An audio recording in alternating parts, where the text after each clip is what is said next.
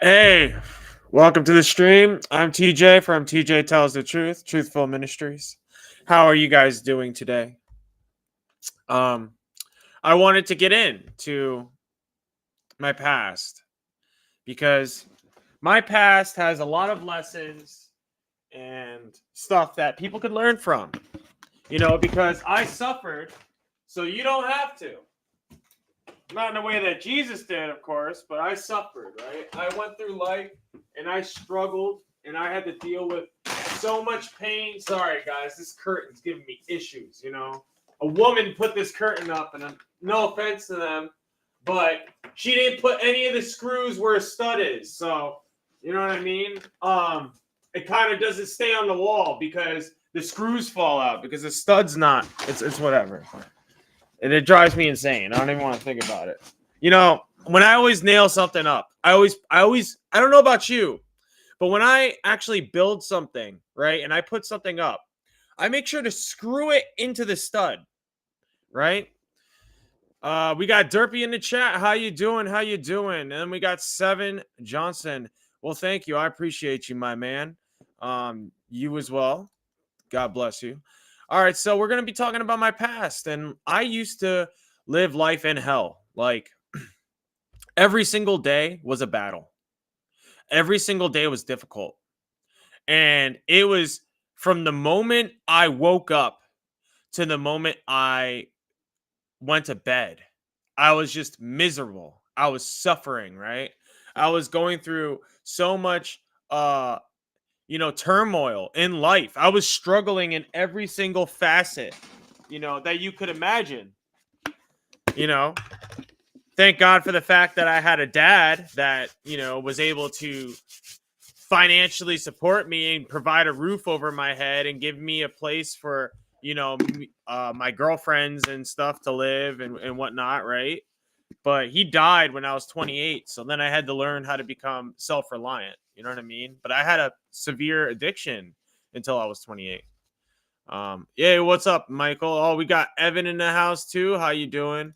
Yeah, Tucker. Yeah, you most definitely got to find a stud every time, man. If you don't get the stud, you know what I mean? Like, but every single day was a struggle, and I just didn't know how to get through it. I was addicted to dope. I was heavily codependent. You know what I mean? If I didn't have a partner next to me, if I didn't have a girlfriend, I was in a depressive rut that was even worse. You know what I mean? It's kind of funny how I convinced myself that I was doing okay as long as I had a girlfriend. Like that was the metric of success. Like that was going to, uh, define whether or not, okay, my addiction isn't too bad or not. But that's not how life works. Hey, what's up, appropriatic truth? How you doing? Shalom. That's not how it works. Because there's a lot of people that will love you no matter how bad your addiction or whatever else it may be is, right? And they're going to be there and be by your side no matter what. It doesn't mean that you're doing good in life. And in fact, it probably means you're doing really bad if they're, constantly suggesting that you go to rehab or that you have a problem. And it's like you spend your whole entire like day and energy just like trying to convince people that you don't have an issue, that you don't have a problem. And it's like you don't feel as though you have a problem until your life starts being impacted in a way that sets you out from your normal life. So for me, right? For me, it was normal for me to struggle. It was normal for me to have depression. And it was normal for me to, have this empty hole inside of me that I wanted to fill. But I would get in a relationship and it would fill that void a bit, right? It would fill that void almost enough. Like I would convince myself that that relationship was all I needed and I was happy. And in a way I was. You can convince yourself that you're happy. You can sort of like use your mind and try to twist reality in a way so you could cope, so you could survive. But deep down something's not right. Deep down we're all looking to fill that void. And what we are trying to do is fill that void with God. And it sucks when I have people that drop out of the stream that, aren't my regulars, because it's like I'm preaching to the choir. You know what I mean? I'm preaching to people that have been through this. And it's like I am passionate about sharing the testimony of Jesus Christ and how he has changed my life. But it's a shame that I am unable to hold an audience right now. When I first started doing this, I was holding 20, 30 viewers, you know what I mean? Consistently. But then I did an exorcism on my channel, and ever since that exorcism, my views have tanked. My views have tanked ever since that exorcism. And it just makes me so upset. Like, I don't know. I don't know. It just blows my mind, dude. I'm not gonna focus on that. Yeah, Devonte. Yep, flexing. Yep. Not an idiot, dude. I'm just trying to be obedient to God, right? Maybe it's not about maybe it's more about preparing the people than finding the people. maybe that chapter of trying to draw in, the lost and the broken and this and that on this YouTube channel, maybe that's not, you know, maybe that's not what's going to work, because I don't think the lost and the broken right now, I don't think the people that are lost and broken right now, I don't think that they can, I don't think they could break it, because they know they are choosing to live the way they're living right now. They are choosing to live the same way I used to live, knowingly. They see this world going to shit. They see everything changing, right? They see everything, the world powers, the world wars, you know what I mean? The resources, the man-made hurricanes and all this other stuff. The war, the violence in our country, the thievery, there's mass looting that happens in New York City, and it's all done by illegal immigrants. Did you know that? It's because they wanted that problem.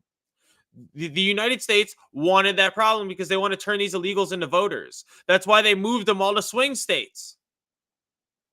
I came up with this theory before someone else even confirmed it. I know the truth is not popular. It's not, because the truth is hard to hear. But I speak the truth because it is the only thing that matters other than God, other than Jesus and the Holy Spirit. Because you can live in a fantasy, or you could choose to live in the world that God has built and made for you. It's your choice what you do and how you live. And I'm probably talking to no one right now. I know I'm talking to you guys, right? But I know you get it, because that's why you're here all the time. And I love you for it. Thank you so much, Michael and Evans. Thank you, brother. I love you. Appropriatic Truth, YouTube, brother Anthony. You know what I mean? You guys are the realists. You guys show up consistently, and I appreciate it, for real. And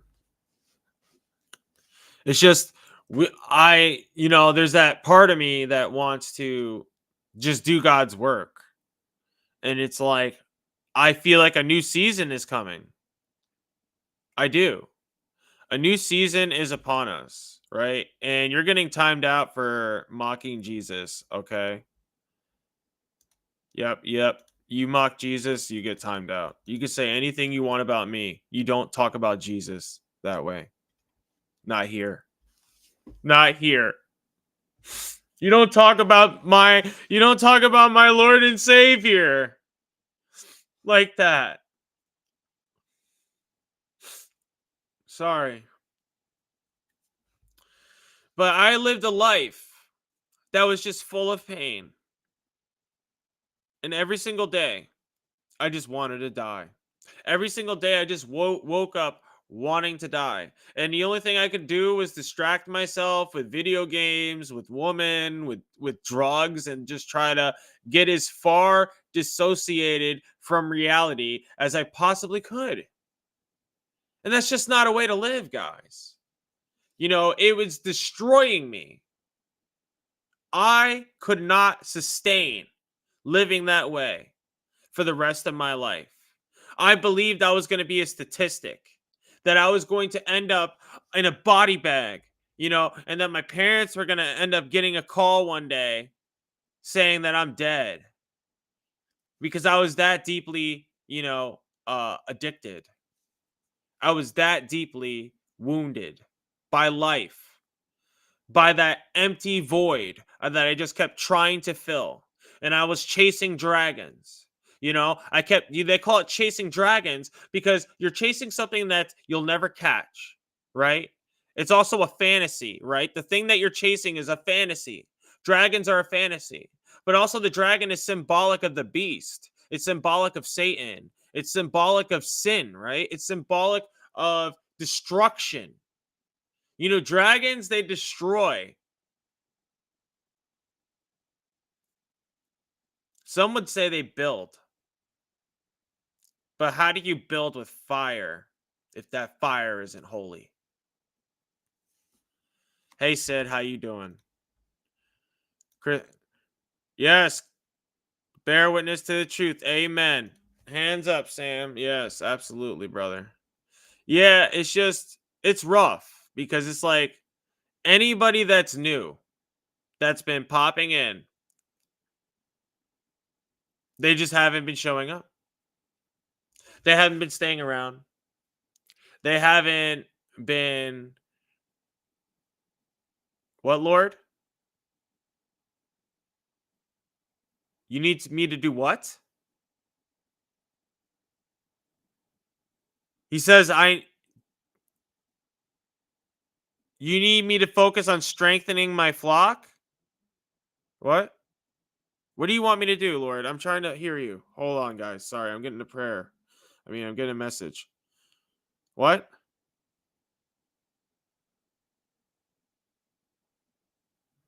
From what? What? Really? So what do you want me to do? Prepare these guys then? Is that what you want me to do? So don't care about drawing in new people? You'll send the people? So then what do you want me to talk about, Lord? Because I know my friend Josh, he says this is what it's about. It's about like, recruiting the lost and stuff like that. They don't. He says the lost don't want to be recruited right now. They'd rather live in their sin. I just said the same thing earlier. You agree with me? What, Lord?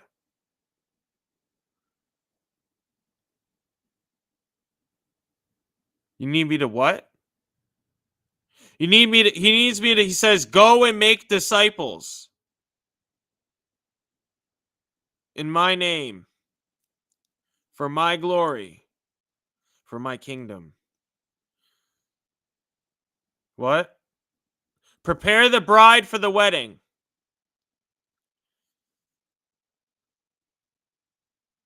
The wedding is near, and the supper. What?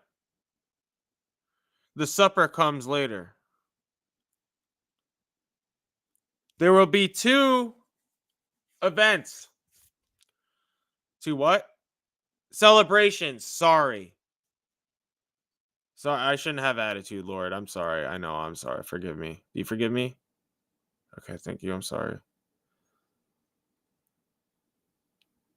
One for the Church of Philadelphia, one for the Church of Laodicea. But the one that comes back to me. The ones who enter in relationship with me, a covenant for a lifelong, what, Lord? Devotion to me, my kingdom, what? In my glory, says the Lord. Okay, cool. Sorry, guys. He sort of just dropped in and gave me a message. I wasn't even trying to do that. That's how prophecy works, guys. You don't control it. It just happens. You know? Like that's why dude, someone was asking me yesterday, well then make prophecy happen right now. I'm like, you can't do that. That's witchcraft. You know? And it's not like I'm having a mental episode. I'm chill right now. Look, I'm just chilling, talking to you. I wasn't hearing voices. I get divine inspiration. That's what it's called. Divine inspiration. I love you, Sam. Well, I appreciate you. Yeah, Anunnaki from East Texas. How you doing? Are you ready to go to work for God? That's what's up. As long as it's the God of Abraham, God of Jesus. Yeah, you got uppercase the G. There's only one God, right? So my life was filled with darkness, and I couldn't get out of that darkness. The only thing that it was able to pull me out was Jesus. I've tried every single thing else. I've tried every single drug. I've tried, living in revelry in iniquity. I've tried living, just trying to be a good person and do things for other people and devote my life to helping humans. Nope. Nope. None of it works. None of it will make you happy. Every single day, I was suffering, just barely scraping up enough money to, get a bag of dope. And you want to know something? A lot of the times I would have like bags, right? And I would save the bags, and there would be like a tiny bit in the corners, you know what I mean? And I would try to save some, but like, there's a lot of times where I dumped pretty much damn near the whole thing. But we would actually sit there and we would take other people's scraped bags and scrape them. Sometimes even if they were scraped, we were that desperate that we would waste a lot of the taste of it. I could just taste the wax paper as I can't even do that. As I'm scraping the bag. And, we were desperate. I was taking dirty cottons out of a garbage can and like literally like rinsing them. I would take a syringe like this. This is for making vape juice, guys, by the way. This doesn't have a needle, see, no needle. But like, um, yeah, I would like one of these. I would take the dirty cotton balls. I'd take you know what I mean, some water. I'd squirt the cotton balls, and then I would let it soak, squirt it back up, squirt it down again, squirt it back up, and then until I got like every little last drop. And you're talking about just like taking stuff out of like someone's garbage can. It's disgusting, dude. It's like I can never live that way again. And it's like I was so desperate to get high that I was escorting my girlfriend out. I mean, it was mutual. Like it wasn't something I forced her to do. It was something that she was like, I guess she had an idea for, and I just was like, okay, you know what I mean? It hurt me. It upset me. Like I wasn't jealous because I knew she loved me and this and that. But like, and I know I did the other thing, but God says not to say this. Okay, I won't. But anyway, it wasn't any of those issues, but it's just like it's something that kills your soul. Like you have to sell your body. You have to sell a part of you that's meant to be sacred and given to somebody else. And I didn't even understand the value of that until recently. There's a value to not allowing every single person access to your body. You know, in the Bible it says if you live your life as a whore, well, then you will pretty much stay a whore. I mean, you could change with Jesus and stuff and he'll send you somebody else, right? But it's like if you want to live that way, you can't expect to like whore around. You can't expect to whore around and then expect like an upstanding man or an upstanding woman. You're not going to get it. And it literally took me, living my life in that madness, right? Of trying to find a diamond in the rough, you know, trying to polish a stone. But the truth is, only God can polish that stone. Only He can refine us into what we need to be. But that pain that I experienced every single day, that hole inside of me that I just kept trying to fill with drugs, I just was numbing it. I would just get like this in my chair all day. I'd just be like nodding like that. And, I would try to get to the perfect dose to where I was awake enough to enjoy it, right? And not pass out. But I was like numb enough and gone enough that I didn't have to feel a goddamn thing. And when you have pain that is that raw, when you have pain that is that real, and you have pain that cuts that deep, like a knife, like a sword right into your chest every single second of the day, and it's just like, why am I alive?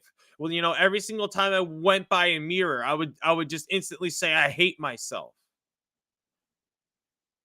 You know, it took a while of the thing with my girlfriend escorting to escalate, right? So my girlfriend was escorting, and at first it was like, okay, she was sleeping with people that she mutually attractive or hot or whatever, this and that, right?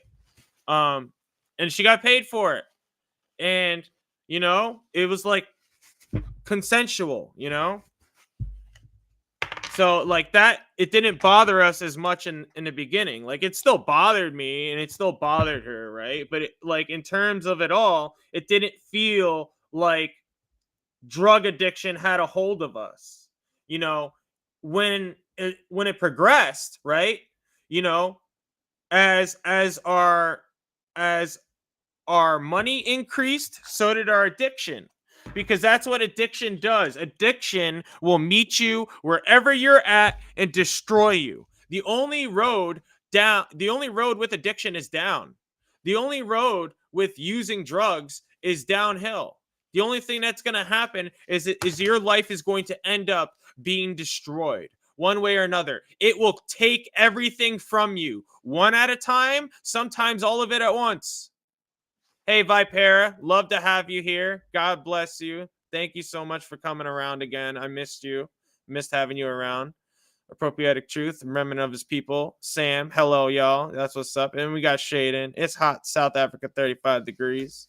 But that life, it started becoming darker and darker and darker and darker and darker. When it was just sniffing lines in a bathroom and hanging out with my friends, that some of them I knew from school, some of them I knew I didn't, if you could call them friends, they're just people that are there to use with you. You know what I mean? I don't really call them friends because if my car broke down on the side of the road, I wouldn't call any of them for that. But if I needed to find some drugs, that's who I'd call, right? But yeah, so it seems like it's all fun and games at first. And it's like that with every single addict. You cannot convince yourself that it's not, that it doesn't end up like that. I gotta fix my hair, guys. Real quick. But that's exactly what happens. Is that every single addict, it starts off like, okay, we're doing this for fun, right? We're doing this because it's my choice. Oh, I missed you. Oh, good. Glad you have a job, Vipera. I'd rather have you working. I just wanted to make sure that, you didn't fall out with me and God and stuff. That's what's up. But anyway, it got bad, people. Like, it got really bad. It was at a point where my ex was having to sleep with like 3 different guys a day, and I would sort of be like the bodyguard, right?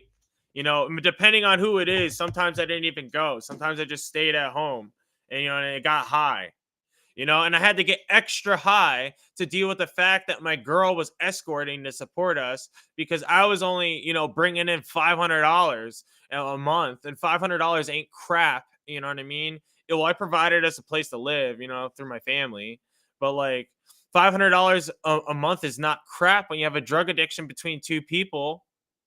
You could spend $500 on a casual drug addiction just between 2 people. Not even a hardcore one. You could have some people that just get party on a weekend, and you could easily spend $500 a month between 2 people. I was an everyday user. I was somebody that had to happen. God bless you too. But yeah, I was an everyday user. I had to have it. I couldn't live without it.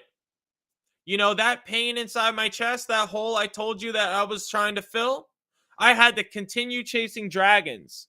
Because if I wasn't chasing dragons, then I was in my head.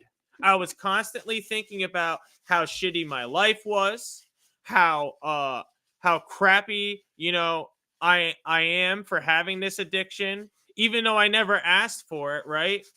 I was in car accidents. Doctors put me on painkillers. Then when they started cutting everybody off, I was one of the first people to go because I was like 23 years old, or you know what I mean? Like 22 years old. Of course they're gonna cut the young man off first, right?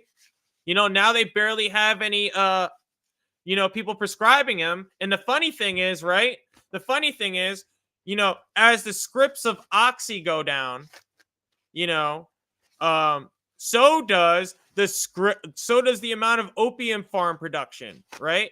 So we invaded Afghanistan and then we pulled out, right? But when we were in there, all we were doing is we had soldiers protecting poppy fields. Like, think about what those people died for. Think about what those people, like, I respect people that join the military because they think they are doing the right thing. They honestly believe that they are doing something for their country, for their nation. And I respect that. Like, big respect to you. But the government, I would never, ever volunteer to fight for this nation. Not that would want me. I'm disabled anyway. They won't take me.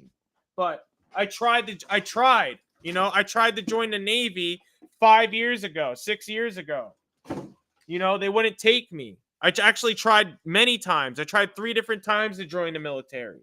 They said I'm too disabled, which sucks because I when I was young, I wanted to be a SEAL. It's okay, Vipera. I get it. You know what I mean? Listen, I'm just happy you're working. I'm happy that you're doing your thing. I'm happy that life is going on for you. God bless you. I love you. But yeah, that's how it always starts. Yeah, it started with the pills, and the doctors had me on them. They didn't tell me it was addictive or none of that. So my addiction went from, okay, I'm just taking these pills, maybe a couple extras, right? And then it went from, okay, now I'm buying a couple extra pills on the side, right? And then it changed to, okay, now no longer am I on pills, but I was living with a dope dealer, and the dope dealer lived there because my friend's girlfriend saw which is the one that was actually escorting, which is fun, oddly enough, right? The same one that was escorting was the ex-girlfriend of his that I stole, which I didn't even mean to steal her. You know what I mean? I didn't date her till like 2 years after the fact, after they broke up. But you know what I mean? She was I guess she was in love with me, and she broke up with him because of that. And she also saw my member. I don't want to get into it. But anyway, yeah, it was that day that she left him. But she walked in on me in the bathroom, but I'm not going to get into that. But anyway, so my friend Justin, he had this dope dealer move into our house and our apartment. And I got thrown bags of dope there when I was sick because I got taken off the prescription pills. And because of that, right? See you later, Vipera. I love y'all. I got taken off the prescription pills because they were taking everybody off, right? At that time, it was like the crackdown on all the doctors. And I just happened to live with a dope dealer because my friend Justin guilted me into letting one move in. So, I had to have so much strength to get through every single one of those days that my girlfriend was going out there, going to hotels, and like having to do. First of all, I felt sympathy and empathy for her. I felt bad, right? You know what I mean? Like, because if there was ever any point at which she didn't want to do it, like, it makes me feel awful. And I'm sure that she's like trucked it on through before, you know what I mean?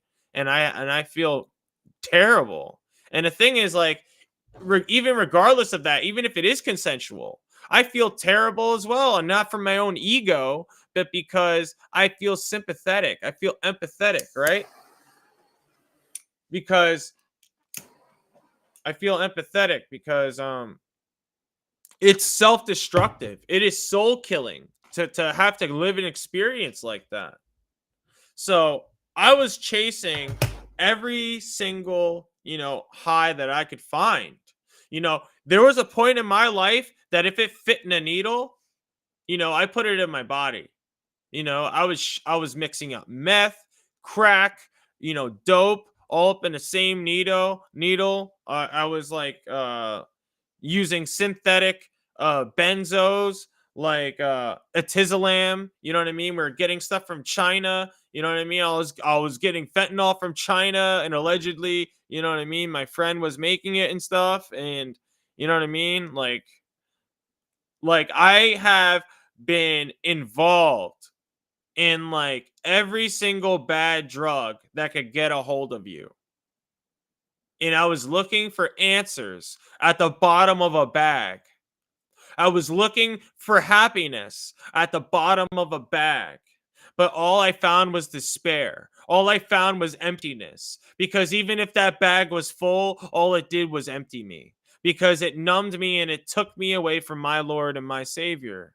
I was in so much pain, you know, and it wasn't, and I didn't even realize that that was what my heart and my soul was calling out to the whole time. The whole time it was just calling out to God. The whole time it was just calling out to him, trying to, receive his love. That love that I looked for my entire life. And I've called many women the love of my life. Not many, but like three of them. But the love of my life now is God. It's Jesus. It's Holy Spirit. You know, I love my Lord. And unfortunately, um this is how things go. My addiction did get severe. And I just remember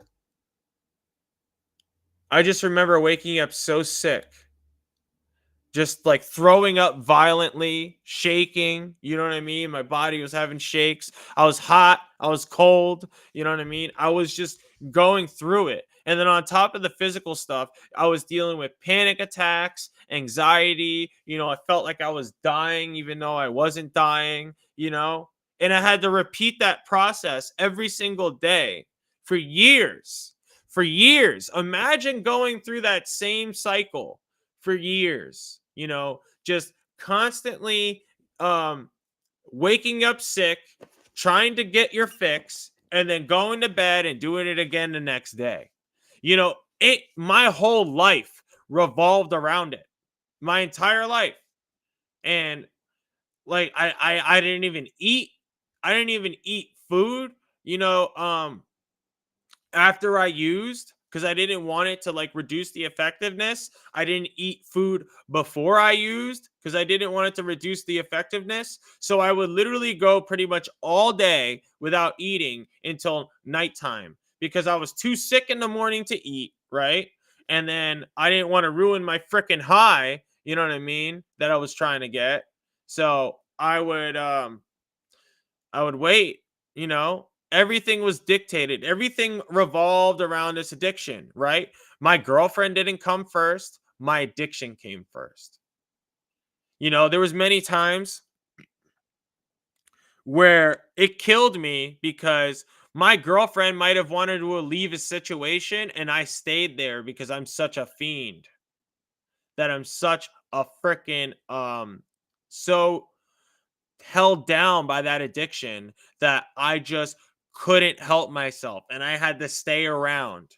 And then bad things would happen, right? Like police would come, she would get arrested, you know what I mean? Or for possession or something, you know what I mean? And that's my fault because I made her wait. And it's like I would have took the charge for her, but she went in the car with him. I stayed behind in the trailer. So it's like the addiction is savage. The addiction comes first. And it was eating me alive from the inside out. 100% eating me alive from the inside out. All I wanted to do was feed that beast more and more and more. And we have a saying, one is too many and 1,000 is never enough. Because if you have, right, if you have one, you get a taste for it, right? Well, you're going to want more if you like it. Who doesn't want more of something when they really like it? And when is one ever enough? When you're addicted to it, when it has a hold onto you. that is so tight and so deep that you just can't break that bondage. I appreciate you, Sid. Thank you, brother. And speaking of that, there was many times that I should have died. There was so many times that I should have died that God and only God's grace could have been the thing that keeps me alive. There is no other solution because you're talking about Philly dope. You're talking about Jersey dope. And you're talking about, like, you know what I mean? Pure. That stuff is strong, man. You know, I was doing half a brick a day to three bundles, which is 25 to 30 bags a day at my highest peak. And they're double wides, they're double fills. So technically, it could be considered a brick depending on how people break them down. Because the further you go out from the city, the skinnier the bags get. So if you go really far from the city, you know what I mean? I'm probably doing 60 bags of what you're doing. You know what I mean? So I had a savage habit, and so did she. She was just as bad, but she was different in the way that she used, right? She wanted to put as much as she could in the needle at all times. Me, I was a 5-bagger all day. Like, I would only put 5 bags in my needle and I would do a 5-bag shot. And that's it.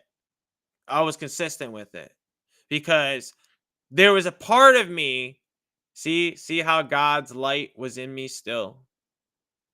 Because there was a part of me that didn't want to die. There was a part of me that wanted to live. There was a part of me that wanted to still survive. And that's why I didn't want to OD. But I wanted to numb myself because I saw the value in life. I saw that there could be good things in this world. But I was in so much pain and in too much pain, and I couldn't numb myself, you know, without the drugs. It was the only thing that I could have used to keep going. Because I struggled. I struggled every damn day. It was a fight for my life every single moment. And it's like every day, you know, every day could be your last, but when you're a dope head, a dope fiend, literally every day could be your last. And I have more testimonial stuff, but I'm gonna end it with this.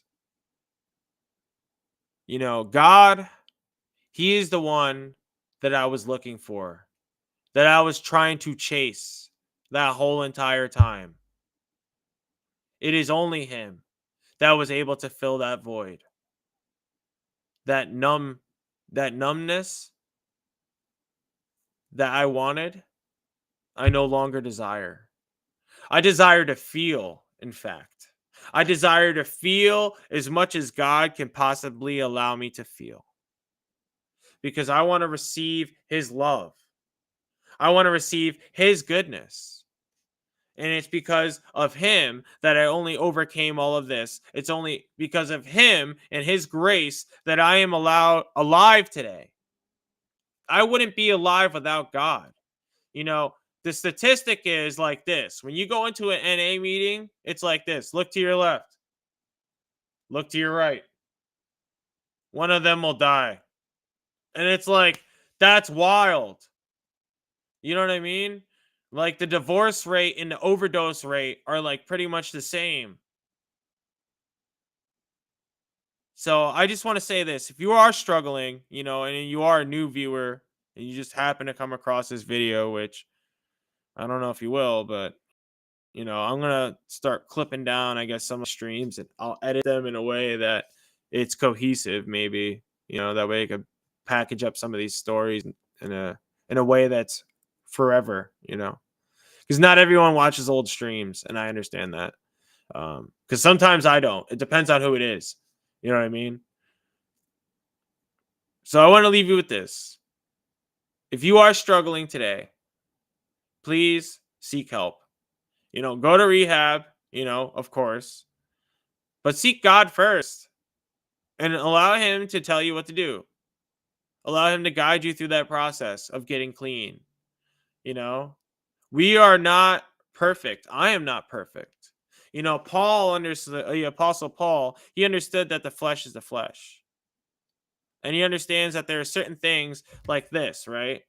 Like I am going to desire, not even desire. I don't desire it. My flesh desires it, right? It's not like I'm sitting here and like, man, I'm really, this makes my life so good having a vape. No, it doesn't add any value to my life. If anything, it takes away. The only value that I had in having a vape was, I had a hobby, building coils and making juice and making recipes. Like that was probably the best part about it. So, I love you guys.